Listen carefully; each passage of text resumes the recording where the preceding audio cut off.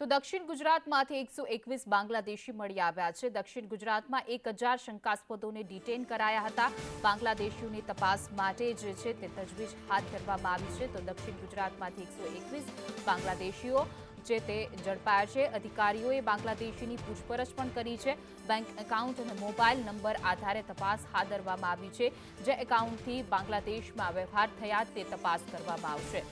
વધુ વિગતો સાથે અમારા સંવાદદાતા આઝમ સાલે જોડાઈ ગયા છે। જે આઝમ, શું છે વિગતો? કેટલા બાંગ્લાદેશીઓ ઝડપાયા? હાલ અત્યાર સુધીની કેટલી કાર્યવાહી?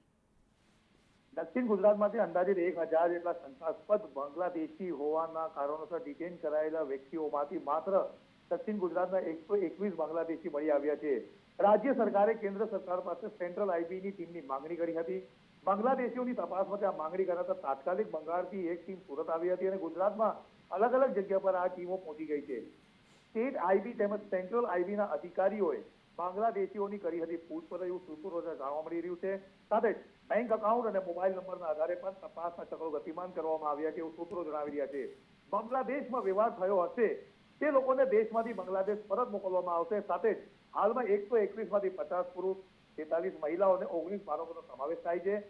સુરત શહેરમાં 47, જેમાં 23 પુરુષ, 23 મહિલા અને 1 બાળકનો સમાવેશ। સુરત ગ્રામ્યમાંથી 59 જેટલા લોકોને ડિટેન કરવામાં આવ્યા છે, જેમાં 14 પુરુષ, 27 મહિલા અને 18 બાળકોનો બાંગ્લાદેશીઓનો સમાવેશ થાય છે। નવસારી જિલ્લામાં 7 પુરુષ અને 1 મહિલાનો સમાવેશ, જ્યારે વલસાડ જિલ્લામાં 6 પુરુષ અને 1 મહિલા બાંગ્લાદેશીઓનું સામે આવ્યું છે।